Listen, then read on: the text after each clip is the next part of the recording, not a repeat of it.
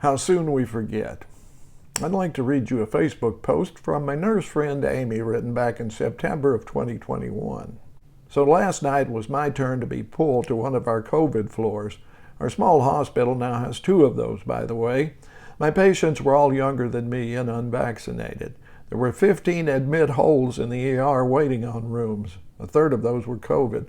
We've opened a second temporary ICU because our 10-bed ICU is nothing but COVID.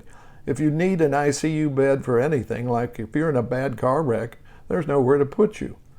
It's like this everywhere. This is a dire situation with no end in sight. Winter is coming.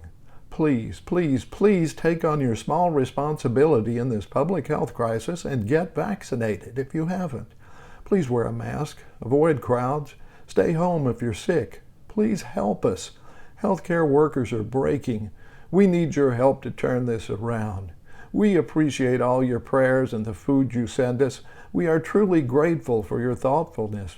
But what we really need is a fully vaccinated community to come together to achieve herd immunity.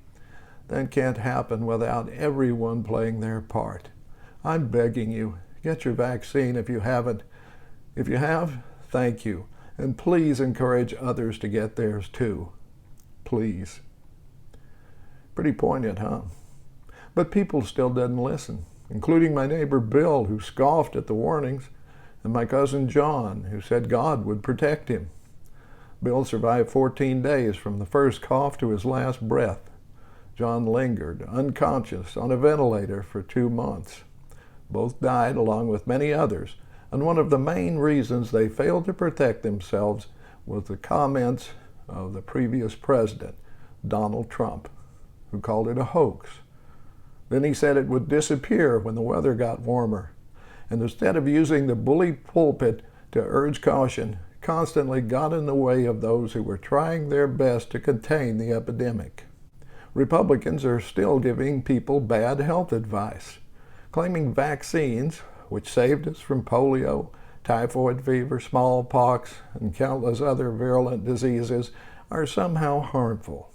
You see, Republicans are caught between a rock and a hard place, because if they admit science is right about vaccines, they also might have to admit science could be right about evolution, and the Earth not being flat, and that we've been to the moon, and climate change is real and getting worse, and 1,000 other things their base is too stupid to accept. Winter's coming again. When I went to get my COVID and RSV inoculations, the guy who gave me the shots was wearing a mask because 3 of his co-workers were out with COVID. You see, COVID is back, along with the flu, RSV, the West Nile virus, bird flu, and a couple of others. Get your vaccinations now.